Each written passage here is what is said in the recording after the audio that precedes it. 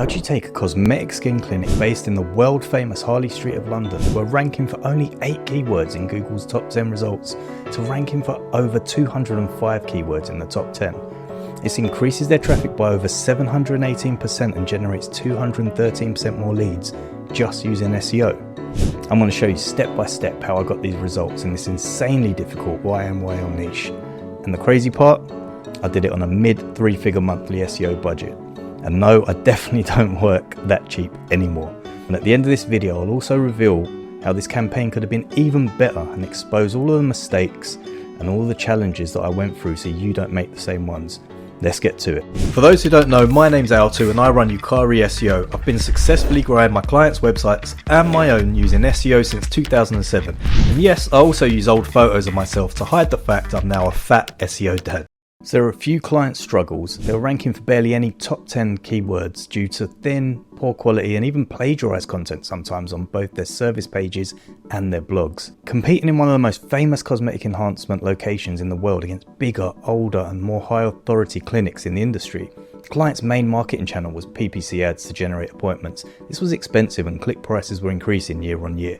It also meant that if they ever needed to turn off their ads, their traffic and leads would just dry up, just like turning on and off a tap. The website had low domain authority. Some publications coined him the celebrity skin doctor, as he'd previously worked with reality TV stars, and this led to a few strong backlinks pointing back to the website. Domain authority was in the early 20s when we started, so we had a solid foundation to work from, although many competitors were in the 40s and 50s. We went through our usual 3-pillar auditing process to prioritise our work to deliver both quick wins and long-term growth. We looked at the usual: technical SEO, on-page SEO, off-page SEO. Depending on the size, age and condition of the site you're working with, some will need more on one area than the rest. Often they'll need a combination of all three. Here's what we found out in our audit. If you followed the majority of my case studies, I like to get in, fix the important technical issues and get out. I set up real-time technical SEO monitoring with software like Content King and just crack on with work that moves the needle. We found and fixed the following things. We fixed the main banner on the homepage, which contained headline text within the image. We added actual H1, H2 text overlaid on top of the banner to be more readable for Google. We fixed some speed issues like optimizing images that were large in file size. We fixed 50 plus broken links. We changed the permalink structure of post URLs from year, month, post name to simply post name. It's better for SEO and looks cleaner. Following on from the above, redirects were obviously created from the old URLs pointing to the new ones. We fixed internal links pointing to old HTTP versions of pages on the website and pointed them to secure HTTPS versions. We also forced HTTPS redirects. No index certain pages like thank you pages. Probably not that important for smaller websites that aren't too resource hungry for Google bots, but keeps things clean. Duplicate SEO titles and metas we fixed, and around 500 alt tags done and dusted. On-page SEO was where the magic happened and where the quick big wins were found for our client. We started with a page quality audit with keyword mapping. So that allows you to map target keywords to existing pages. We do this using Screaming Frog and integrated this with data from our clients' Google Analytics and Search Console data. It shows things like traffic, clicks, impressions, etc. This helps us understand individual page performance and which pages to prioritize first for some quick easy wins and which pages will be more of a slow burner, and even which pages might need deleting or merging. Screaming Frog lets us pull all of this data down into a spreadsheet. When going through this process, you can split your tasks effectively and identify some easy wins for maximum results from an SEO campaign. Speaking of quick wins, the easiest way to start optimizing your campaigns by looking at the 3 kings. These are specific pages URL, H1 titles, as well as subheadings for secondary related keywords, and SEO page titles. If any of these are suboptimal and don't map with your target keywords, then optimizing them to include your keywords can make a big difference in a short period of time, and it isn't time consuming work. If you've done a good job, you'll see the following improvements fairly quickly. Target keyword ranking increases. More traffic if the rank increases improve the keyword to the first page, and click-through rate increases from Google. More people click on your Google results because they're more relevant and rank higher. This gives your client quick ROI. Win. On top of this, we found plenty of service pages which were poorly optimized, including thin content, plagiarized content, badly formatted content, i.e. subheadings were bold instead of H tags, big walls of text, no internal or external links, and pages that needed more link juice. More on this a little bit further on. As soon as our audit findings were approved by the client, we got to work on the service pages. We optimised as many of the three kings on as many service pages as possible in the first few months, which steadily improved top 10 keywords on the first page from 8 to nearly 60. Conversion rate optimisation is another task that can net you some easy wins in relatively little time. Is there a way you can optimize conversions from existing traffic? In our client's case, there was. The service pages didn't have a call to action until the very bottom of the content. We wanted to capture potential leads at every stage of their journey. So text CTAs were added after the first paragraph and in the middle of the content too. This is important on service pages, especially where visitors are likely to be further along in their decision-making process. Some don't want to read a whole bunch of text about a treatment they're ready to buy. A sticky inquiry form was added to the sidebar of every service page and blog for desktop visitors. This works well for most pages. eSpotBiz saw 37% of their users fill in their sidebar form, for example. Clinician profiles were added to the sidebar and also the home page to increase authority and trust. We then moved on to deeper content optimization. There was a year's worth of work to be done editing the treatment pages since almost all content was super thin. This type of content doesn't fly with Google in the easiest of niches, let alone a medical YMYL niche, your money, your life. With our content plan in hand, we worked down our list of agreed priority pages on a month-to-month basis. We focused on 2 treatment pages per month that the client wanted to prioritize and all the treatments we felt would produce some quick wins based on our audit. For each page, we used our SEO content checklist, which you can get for free, link in the description, to make some upgrades. Our client also wanted to provide a new service for his clinic and provided us with some content which we ran through some keyword research tools and our own content checklist to optimize. This new treatment page we created went straight to #1 in Google. The result? See for yourself, almost 1,500 organic visitors per month, generating over 65 organic leads at a 4.6% to 4.9% warm conversion rate for a treatment with an average order value of £1,600. Massive win. It was doing so well that it caught the attention of an unhappy competitor, but more on this when I talk about the challenges. Moving on to off-page SEO. We did some backlink audits and campaigns because building authority were especially important for the skin clinic since they were in a niche that can affect people's money or their life, i.e. their health. The client had an average starting domain authority of around 22 or 23. Not terrible, but also a fair bit below some competitors who are in the 40 to 60 ranges. Backlinks formed a small portion of the work we did to move the needle, mainly due to budget constraints. Here's what we did. To start with, we needed a plan of action. Instead of building links randomly, we added a column to the on-page audit spreadsheet we mentioned in the previous section to show how many backlinks each URL had. From there, we could do 2 things. See how many links our pages had versus the top 10 results in Google and build links accordingly. You can use the free Ahrefs Chrome extension to see these metrics. See which keywords or services were close to breaking into the top 5 and just needed a little push. Perform an anchor text audit for each page to create a strategy that made sure we were building links with enough anchor text diversity. Spamming the same anchor text for every link you build will get you slapped by Google, unless you're watching this in the year 2011. Psst, big ass penguins about to steamroll your site. We noticed the homepage had some powerful publications pointing to it from previous PR, which provided us with a great foundation of authority. This is cool, and that link juice can filter nicely through the entire site if it has been structured in an easy to navigate way. But securing links to individual pages can juice them up even further and bring higher rankings. We used SEMrush to perform this task, but you can use whatever tool you want, whether that's the free Ahrefs Chrome extension, Majestics, or another link tracking tool. From there, we had a clear backlinking strategy and we could get to work on building up the site's authority to close the gap on our competitors. We made a list of niche relevant sites, beauty, cosmetic enhancements, health, and general themed high authority sites like news, for example. Outreach campaign to contact site owners to see if they allowed guest posts or link insertions into existing content. If there was a cost, and there almost always is, we started negotiations. We added niche edits into the mix. These links are great for clients on a budget who want more links, do have their pros and cons. This process worked very well and pushed many keywords that were ranking toward the bottom of page 1 or page 2 in Google onto the first page and even the top 3 positions. We landed 87 links in around 48 months of working with this client. The links were a mixture of guest posts, link inserts, niche edits. Link authority ranged between DR15 to 70 plus with varying levels of traffic, but we always try to land links on domain with a minimum of 500 organic visitors, according to SEMrush and Ahrefs. The biggest thing holding back the number of links we were able to secure in this campaign was the client budget, which was mid 3 figures a month. This site went from a DA of the early 20s into the early 30s, but more importantly contributed to the ranking increase, traffic and leads we were able to generate. Here's a tip that provides a two-pronged attack on your priority pages to boost your results. Align your backlink campaign with your on-page SEO. For example, if we were optimizing an anti-wrinkle treatment service page that month, we'd also focus our backlink campaign on that page at the same time. This allowed for us to better organize and structure our work, but also allowed us to double up our SEO efforts for that page with both on and off page SEO. In the second year, we needed to build topical authority with informational content hubs. In plain English, we needed to prove to Google that our website didn't just have one treatment page about Botox, for example, but that we were the authority on the topic. How do you do this and what's the benefit? Simplistically, you cover every conceivable piece of information and answer as many related queries as you can around your main topic. Is Botox worth it? How much does Botox cost? Does Botox hurt? You get the picture. Benefit is that eventually you'll have enough content around the topic for Google to trust your site as the authority, hence topical authority. What you'll see when this happens is an exponential rise in all keywords around that topic, including the main service page, aka your money page. Especially if you've been strategically internally linking these content pages together and interlinking them to the main treatment page too. Consider it pouring lots of small drops into a bathtub full of rubber ducks. You know that saying, a rising tide lifts all rubber ducks or something like that. The rubber ducks are your keywords. When our clients saw our plans, we got the okay for a small budget increase to include 2 pieces of content per month.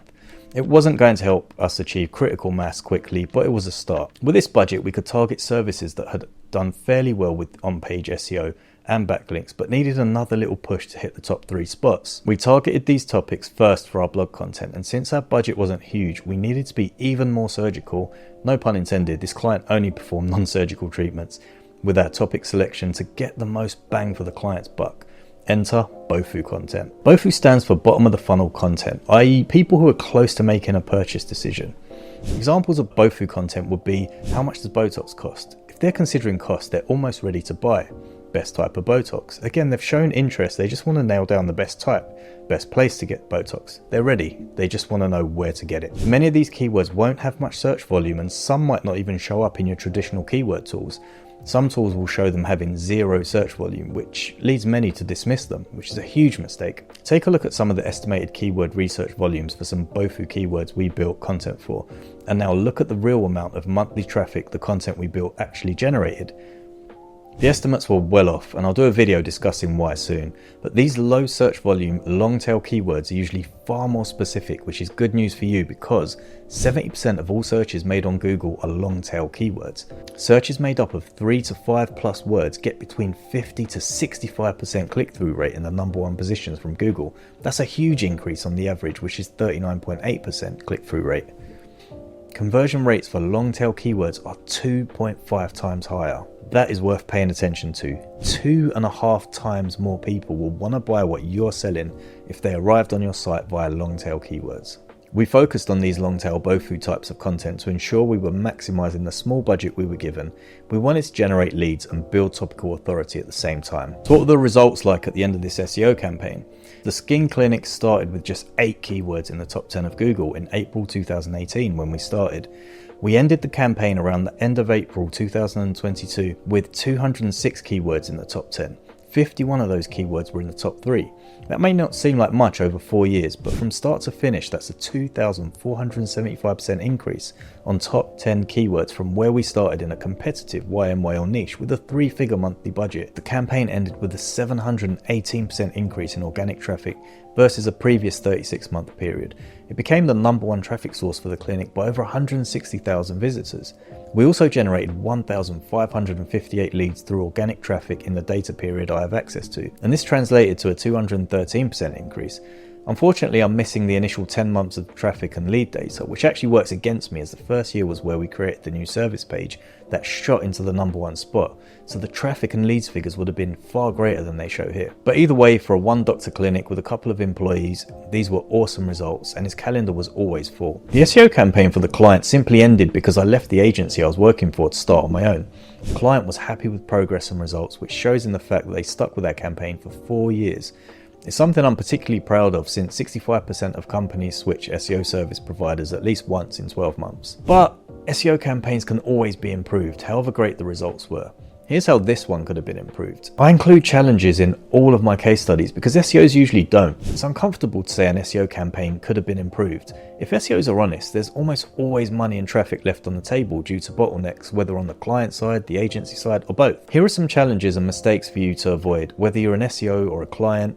Fix the following mistakes for an optimal SEO campaign. Remember when I mentioned earlier about that angry competitor when we hit the #1 spot in Google for a treatment page? Turns out there was good reason for the competitor being pissed. Unknown to us, my client had lifted most of the copy for his new treatment page from this competitor's site and sent it to us to upload. We made the optimizations to the content and uploaded it. The page then shoots straight into the #1 position, and the competitor was threatening legal action. My client asked us to totally rewrite the content. He wasn't mad at us, I'm pretty sure he understood what he'd done. Plagiarism is not okay, and this taught us the valuable lesson to run every piece of content received from our clients through a plagiarism checker. We already do this when receiving content from our writers. Despite our rewrite, we didn't lose our #1 spot, and this was because the page was still satisfying user intent for Google's visitors. Phew! When a campaign budget is low or the client has no internal resources like writers to help produce more content, things naturally move a lot slower. We also couldn't secure links at the rate and power that we wanted. Not ideal, but we still produced some pretty steady increases as you saw earlier.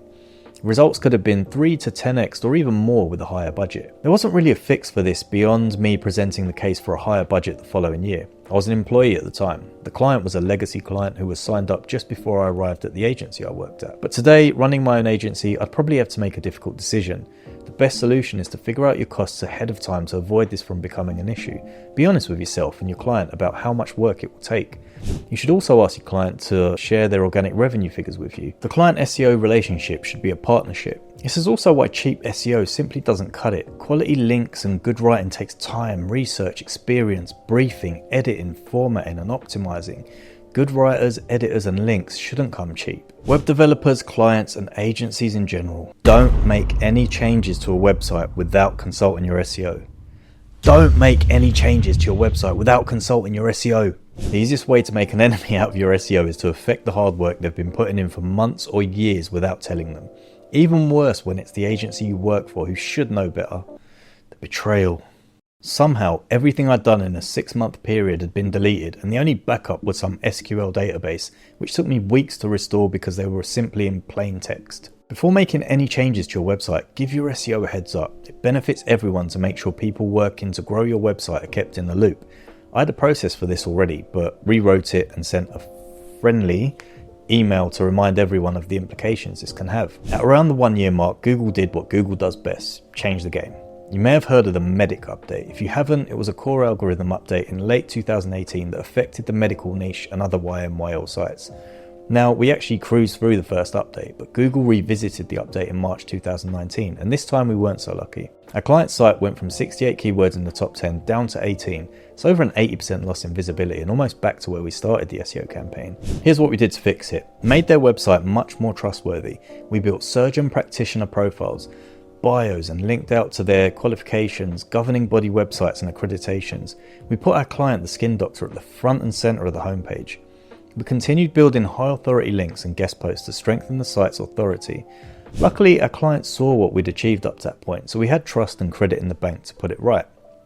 Within around 6 to 12 months, we got a boost back to where we were and progressed rapidly from there. The lesson to learn here is to do all of these things before you're affected by an update. That's the wrap. Here's your SEO plan for taking your service website to the moon using SEO. In month 1, audit and fix your technical issues. Add some technical monitoring using software like Content King. Do a page quality audit with keyword mapping using tools like Screaming Frog, your own Google Search Console data and SEMrush or Ahrefs. Fix the 3 kings on each page. I want you to demonstrate expertise, experience, authority and trust straight out of the gate on your website. So create your about page and fill it up with as much information as possible about yourself, your surgeons, your practitioners. Add contact info, social profiles and testimonials. Perform a backlink audit. In month 2 and beyond, I want you to perform conversion rate optimization to make the most out of your existing traffic. Perform in-depth content optimization. You can use my checklist. Build a topical map and content calendar and execute on the content as much as realistically possible for you and your team. Stick to bofu content first, bottom of the funnel. I want you to start building links. If you service just one or a few locations, you should also look into local SEO, month 6 and beyond. Intermittently check your rankings and upgrade content for any pages that have lost rankings or lost traffic. Check your Google Search Console for new queries you can build separate content around that you hadn't thought of before. Add these to your content calendar and do more keyword research to populate that content calendar further once you've completed a first sprint. If you need help with any of the above, reach out and we can complete any of these SEO tasks for you, or we can handle your SEO campaign from start to finish. Like this video and subscribe to the channel, as I'll be putting out content explaining each of the above tasks in much more depth.